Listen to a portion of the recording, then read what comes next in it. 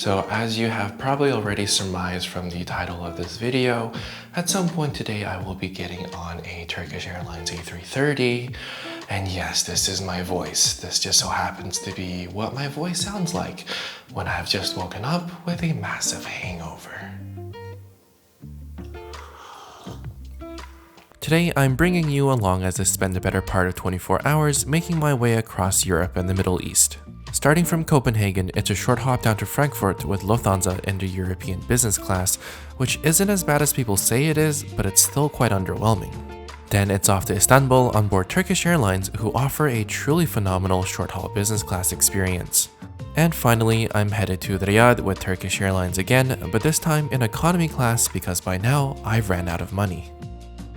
Along the way, I'll be visiting 7 lounges, mostly because I have commitment issues, but also for your entertainment. I'll leave some time codes in the description for each specific segment. Now, admittedly, I have not given myself a lot of time to get ready this morning and to go to the airport, so I should probably stop filming. But I will finish my coffee first, so there's always time for that. Oh, this is some really terrible coffee. And before I get going, as I'm sure some of you are curious, let me show you around the hotel room. There's a shower over here, a toilet over here, and if we open this door that refuses to stay open, you will find a room, which is very messy, but otherwise kind of nice. And that's, yeah, all there is to it. There is also a window. What is behind me is not a one-way window. So yes, all of the people behind me, if I have the curtains open, that is the wrong time for the alarm to go off. Anyways, as I was saying, yes, the people behind me, if they are awake, which they are because I can hear them, can absolutely see me right now. Copenhagen is a very walkable city, and I would highly recommend doing so, for there's a plethora of sights to see. From humble medieval waterfronts to Renaissance and Baroque palaces to their opera house, which looks as if someone left their cat file open for a 3-year-old to mess with, this city is packed with allures and attractions. Architecturally, Copenhagen represents one of the best cross-sections of European building styles in, well, Europe.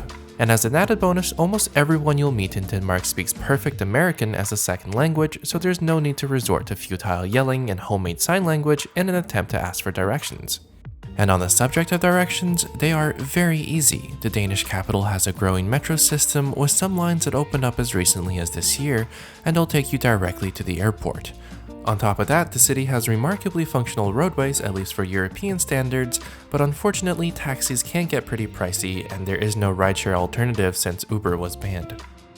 The airport itself is a decent size and thankfully is not very hard to navigate. There are 2 terminals which you can think of as check-in halls because ultimately you'll end up in the same concourse. Non-Schengen flights require an additional immigration checkpoint, otherwise it's all connected throughout.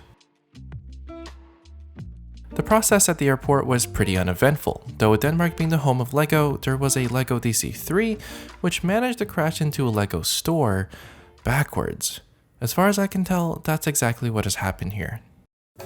The Star Alliance Lounge, or rather lounges here in Copenhagen, belong to SAS, and this happens to be their flagship space. It's actually split into 2 floors with the downstairs area accessible to business class passengers.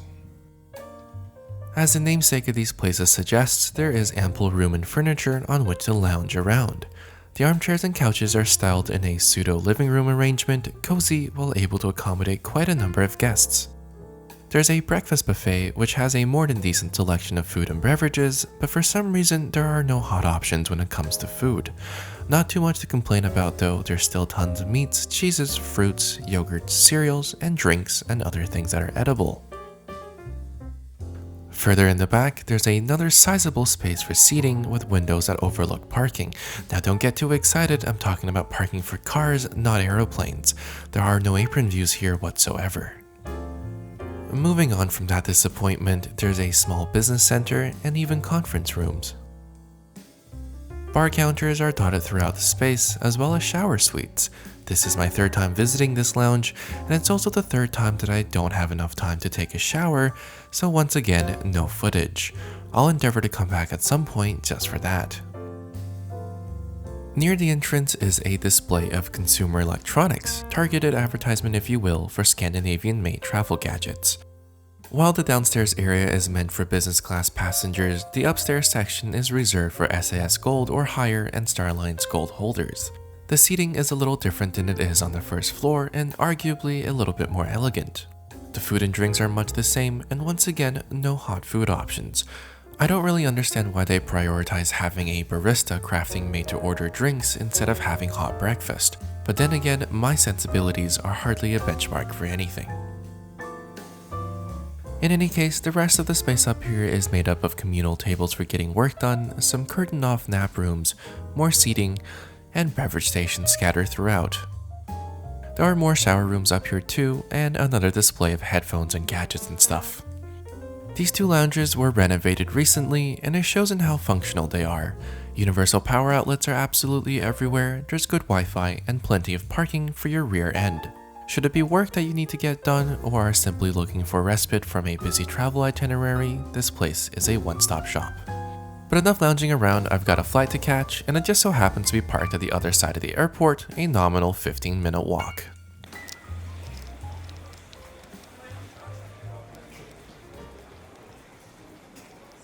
"15 minutes later, I found my gate. Here's the A321 that will be taking me to... Oh, wait, this is the wrong plane. Here's the A321 that will be taking me to the Hessen city of Frankfurt."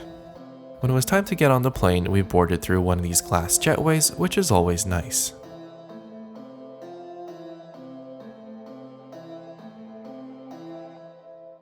Not entirely nice though are these seats. If you think North American first class seats are underwhelming, then you need an education on European business. That's right, these are the gold standard in business class seats across the continent. And while some airlines are beginning to refresh their narrow bodies with larger seats up front, this economy layout with the middle seat blocked out is still the format most airlines use in short-haul business. But it's only a 90-minute hop across the border to Germany, so really there's not too much to complain about. Being in the front, I also had plenty of legroom and a solid hook for my coat. I was also quite relieved to be alone in my row. While I am usually more than happy to have a chat with a fellow traveler, on this occasion I have yet to reach a level of caffeine saturation where I can function properly. I also didn't really bother with seat selection and just went with the seat that I was assigned. Turns out it was possibly the best seat on board this flight, and you'll soon see why.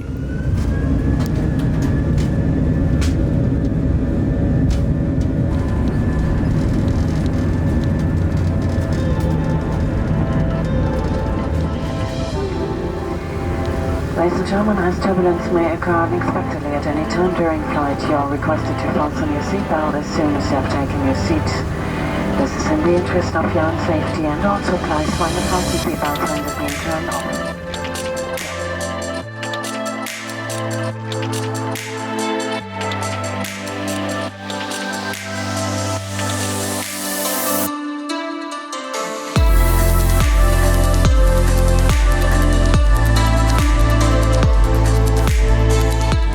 As we began to level off, the sun was just about to peek out from beneath the horizon, and the only thing that could make this view better was breakfast.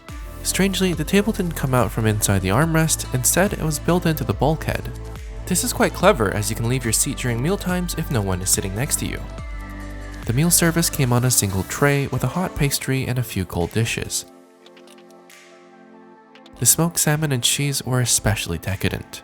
In my memory, Lufthansa has always had great food, no matter the class of travel, and this was no exception. The coffee was also bold and strong, and the friendly crew were happy to keep refilling my mug.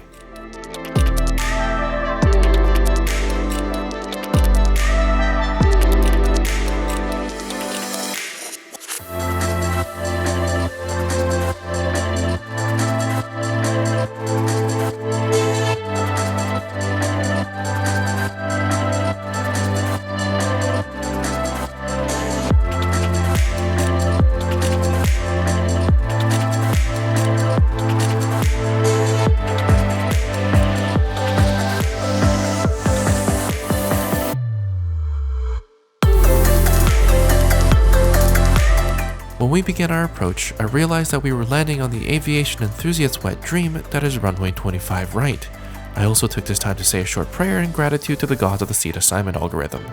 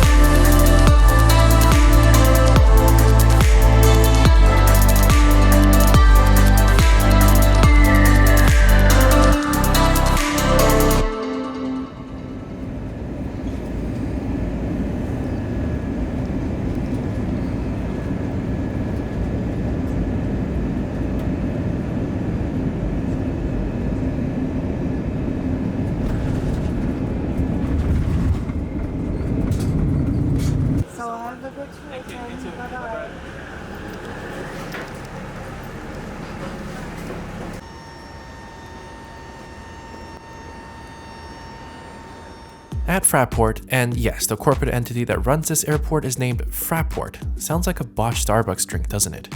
Anyways, at this mess of an airport, I had a 4-hour layover, and with no work or school obligations, I decided to go do a little bit of lounge hopping. Now, with almost every Star Alliance carrier in existence operating at least one daily flight to this airport, I was spoiled for choice when it comes to lounges. Choosing to stay in Concourse B, I settled on 3 of them, for each of these is the best in a specific amenity. I began my lounge hopping experience 1 floor up in a bizarrely derelict corridor of the airport. The Air Canada Maple Leaf Lounge grants entry to anyone departing on a Star Alliance flight in business class and those with status. And this place, ever since its refurbishment, has the best shower suites of any business lounge in this terminal.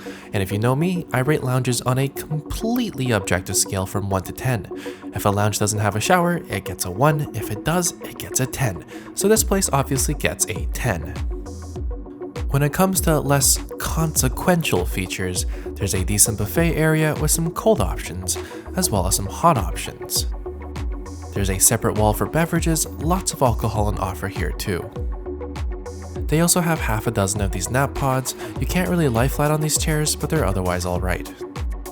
Depending on the time of year, Air Canada has up to 5 daily flights departing from this airport and all around the same time too. Thus, there are plenty of seats in this lounge, but it still does get quite crowded. Alright, moving on, it's time to go to the next lounge. It's not far away, only about a 5-minute walk down the hall to a busier part of the terminal. Lufthansa's Senator lounges are meant to accommodate their own frequent flyers and those of their airline partners. Star Alliance Gold status will get you in, as well as Senator status or higher with Lufthansa itself. This particular Senator lounge in Pier B is one of the larger ones and has also been recently remodeled. It is arguably the best when it comes to food, having a buffet spread with tons of choices made fresh all the time. I especially like the breakfast here. They offer a lot more than just eggs and sausages. The quality of the food is also top-notch, easily comparable to the fare served by the restaurants in the terminal. There is just one problem. The dining area is right outside the smoking room, so inevitably you're going to be eating your food as if you're in a Parisian cafe, with cigarette smells all too noticeable. And on the subject of vice, if drinking at 7 AM is your thing, which it is for many people in this part of the world, I am not judging, then there are tons of ways to get yourself absolutely plastered, either with a self-serve counter, or if you choose to be a little bit more civilized, at the bar. Some of the other amenities in this lounge includes a business center, storage for your luggage, and even a day spa. There are, of course, also showers, which I won't be visiting. More uniquely, Lufthansa's lounges tend to have a lot of candy, and this one is no exception. One last feature to mention are the day beds. They're in a quiet room in the back where there's a couple of these beds for those who wish to catch a bit of sleep. They also provide a fresh pillow and blanket. The mattress is quite hard, but to have somewhere to sleep is definitely better than nowhere at all. While this place does have tons of seating, it also gets very crowded during the mornings and afternoons, so with that, I'm off to the next lounge. Once again, this place is not far away at all and also belongs to Lufthansa. I'm of course talking about the Business Lounge, which grants entrance to business class passengers. Officially, this brand of lounges is supposed to be a little bit lower in quality than the Senator lounges, but apart from the decor, there's not too much of a difference. This particular space has the benefit of being incredibly large, so the unique selling point for this lounge then is how quiet and private it is. The experience here quite literally revolves around the buffet as the food and drink spread wraps around the middle of the space in a circle. The food here is similar to the one in the previous lounge, but doesn't have as many varieties. Seating is arranged all around the outside of this circular space and is far less busy here than it is in the other lounges. There are some views of the aprons, but they do require you to look through another part of the building, which is not ideal. Uniquely, there are a few call rooms, so you don't have to disturb the other guests while on the phone. And if these guests we're talking about are of a small age, well then they can be abandoned in this playpen thing. Their parents can then themselves go get day drunk off of the free booze or whatever, knowing that their kids can look after themselves. Especially since there's this toy airline trolley. For some reason I want one of these. Finally, there are shower suites here too, so this place also gets a 10 out of 10. Albeit a little less deserving of it considering these rooms are much more dated than the ones in the Maple Leaf Lounge. Alright, now that I'm done mucking about in this airport, it's time to move on to the next one. So with that, I'm off to catch my next flight. Here's the Airbus you know what, this is a really bad angle. This is the -300 variant of the Airbus A330 that will be taking me to Istanbul on the short 2.5 hour hop. And if anything is to suggest that this flight will be a great one, it's the Doe & Co catering truck connected to the airplane. Business class passengers boarded through the L1 door where I was warmly greeted by the cabin staff. And the first thing that I noticed at the front of the cabin was the staging area for the crew to prepare the food and beverage service, which at the time was filled with pre-departure drinks and snacks. The seats in the cabin are laid out in a 2-2-2 configuration, and my seat for this flight is this one by the window, 2K. Although the window seats do not offer direct aisle access, this is still one of the better implementations of this format of business class seating. They're also almost the same seats as the ones found on Turkish's 777s, with that one having an extra one in the middle. This product is getting on a bit, but is still aging quite well. Let's do a comprehensive seat tour, starting off as always with the legroom. With the seat in the upright position, there's more unrestricted legroom than I know what to do with, one of the appeals of this more classic design. The ottoman, get it because this is Turkey. Okay, I'll shut up. This thing opens up as a massive cabinet. You can easily fit an infant in here. Not that you should, just saying that you can. And next to this is the cubby for the literature. Tucked into the side of the center console is stowage for the tray table, which comes out like this.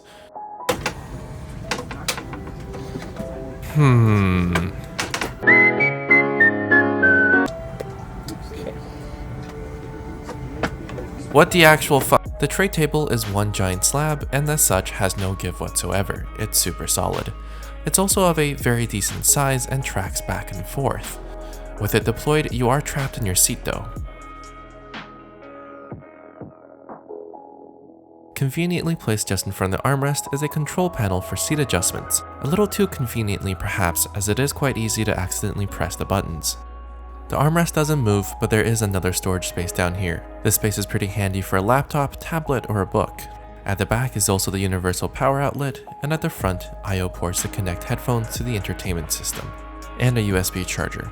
Further back, you'll find the Panasonic IFE remote, as well as a reading light. On the outboard side, the armrest doesn't move. But my seat does get 3.5 windows to itself, which is between what you get in Air France and Cathay Pacific's first class products, so not bad at all. Unfortunately, there are no individual air vents. Boarding did take a little while, which was perfectly alright considering that the crew kept topping up drinks. Once again, I chose the homemade lemonade, and honestly this drink is really good. I'm not going to bother with trying any of the others. I was also given a packet of roasted Turkish hazelnuts, as well as the menu, which we'll have a closer look at later.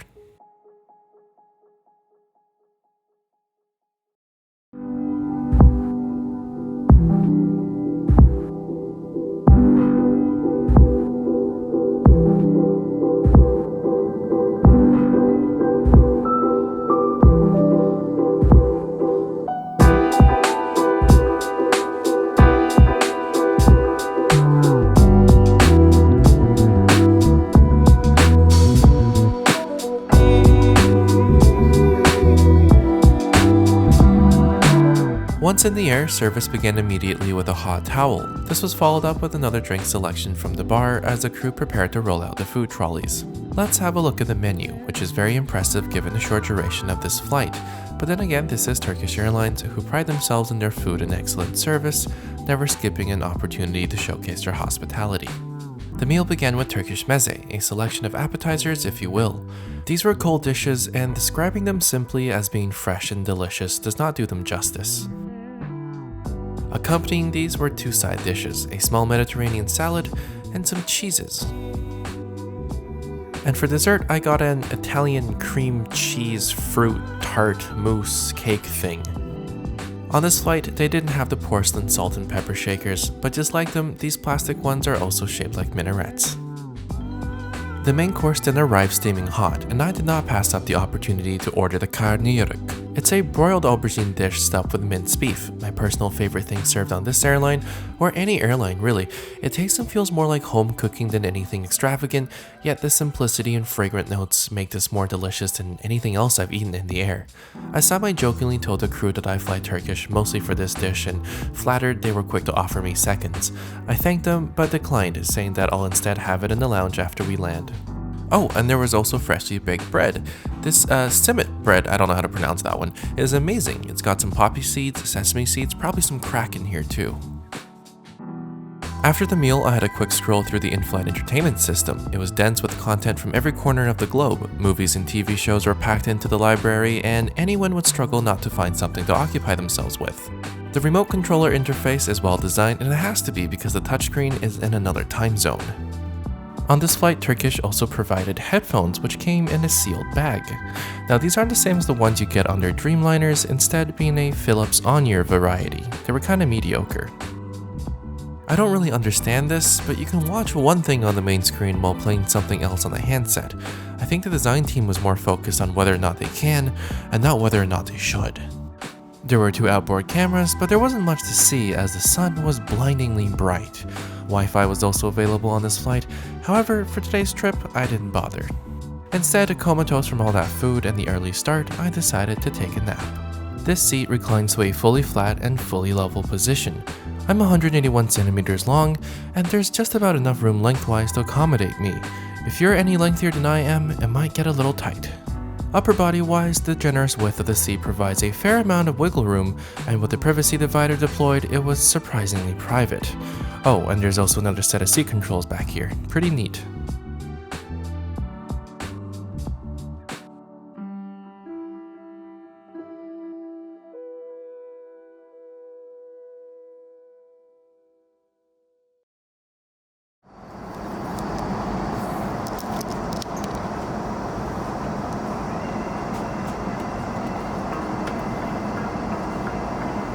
If I recall correctly, I got a decent bit of shut-eye, and upon waking up, realized that the crew had put a blanket on me and closed my window shades.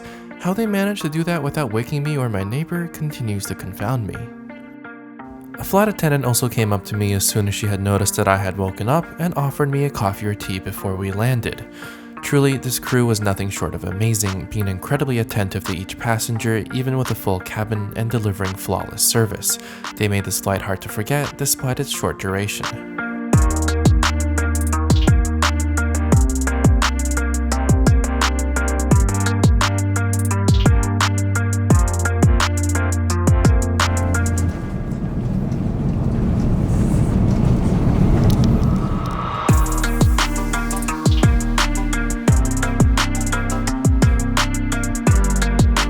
At around 5 o'clock, I reached the 3rd airport of the day, and this is as far as work will fly me.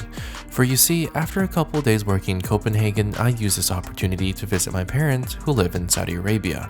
My work was kind enough to book me through to Istanbul, but from here on, I'm on my own. And having to pay for this next flight by myself, and being quite destitute, I'll be in economy class. However, once again, thanks to my Star Alliance Gold status, I can spend my time here in the lounge. But on my way there, something familiar caught my eye. For those of you who don't know, this little guy here is a Canadian-built regional jet. Called the C-Series in a previous life, they are now majority owned by Airbus, branding them the A330. So although it says Airbus on it, know that it's designed and mainly built in Canada. Turkish Airlines operates 2 international lounges here in IST, the Business Lounge and the Miles and Smiles Lounge. These 2 places are very much identical on the inside. While one is meant for frequent flyers, the other is reserved for passengers in business. I won't bore you with the details, I've made a separate video going over them comprehensively, and there is a lot to go over. From the cornucopia of food available to the various leisure and entertainment amenities, not enough good things can be said about these lounges, and they really do deserve a video of their own. On this trip though, I made a beeline for the Albergines, took a shower, and then relaxed for the hour or so until it was close to the time of departure for my next flight. When that time came, it was a trek to a far-flung arm of the airport to catch my 3rd and final flight of the day. Istanbul International Airport is brand spanking new and everything, but it does take a while to get to the gates from the central atrium, especially if you're on a smaller flight, which are often relegated to the outskirts of the building. But apart from budgeting for time, there's not too much to complain about as it is free exercise. It's really long. This is my 11th travel. It was quite dark outside, so I didn't bother getting any footage of the plane, but here's a photo I found on Google that closely resembles this Airbus A321. Although I am sitting in the back for this flight, once again my status allows me to be amongst the first aboard, and that's kinda nice because not only do I get first dibs for the overhead bins, I also get to show you the seat before anyone else gets here. And here's mine for this flight, sorry,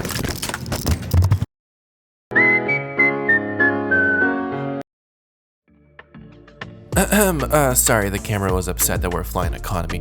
Anyway, here's my seat for this 4-hour flight down to the capital of Saudi Arabia, a portside window seat. These older economy products are quite old, with the benefit of that being that they're quite a bit thicker than more modern seats. The drawback though is a screen, which doing the math has about as many pixels as I have subscribers. No matter, there's still a more than decent amount of legroom, and we have individual air vents, and with this being a full service carrier and everything, there's nothing at all to lament about. Wait, did I say nothing? Well, the AC didn't kick in because ground power is overrated, so that makes at least one thing to complain about.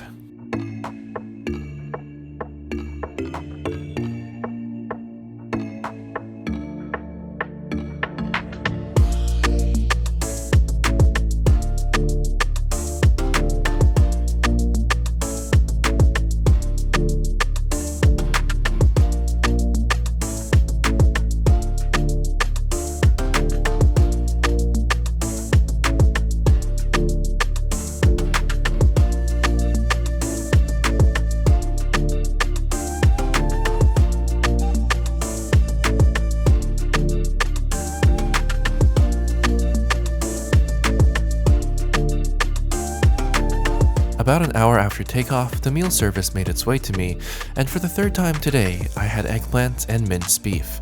Needless to say, I was having a good day. I'm probably biased, but the meal on this flight was excellent. Once again catered by Dough & Co., the main dish was accompanied by a hot bread roll, Turkish yogurt, and some kind of mousse dessert. The portions were good too, and in my books, Turkish Airlines is still the purveyor of some of the best food in the sky, regardless of the class of travel or length of flight. The rest of this flight was wholly uneventful, and due to a technicality with how the Earth and Sun works, there wasn't much to see outside either. But at this point, having been on the road for more than 18 hours, I had no problems falling asleep.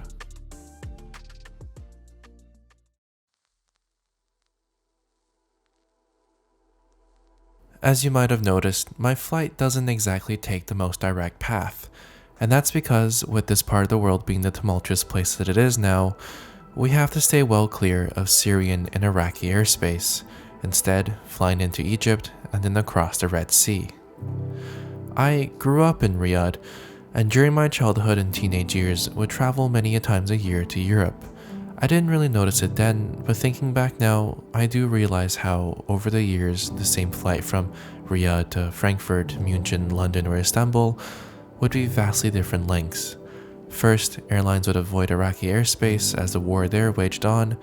Then, after the revolution, we'd fly around Syria instead. Nowadays, most flights avoid the Levant completely, making the 2.5-hour flight during my childhood the 4-hour journey that it is today. It's a minuscule inconvenience compared to the millions of lives that have been turned completely upside down and devastated in this part of the world. So, as we await patiently at home for this pandemic to subside, something to think about is that for some people, home is somewhere they can no longer return to, and for others, home is now nowhere to be found. Most of us will forget all about it when things go back to normal, but for some, this disposition is permanent. So I ask that when we all get back into the air again, go into exotic lands and far-flung places, that we remember to be kind, to be humble, and to represent the best of our kin. And when it's time to go home, that we take back with us a little piece of the humanity that we visited. Thank you for watching. I hope that you and your loved ones are doing well. I'll see you next time.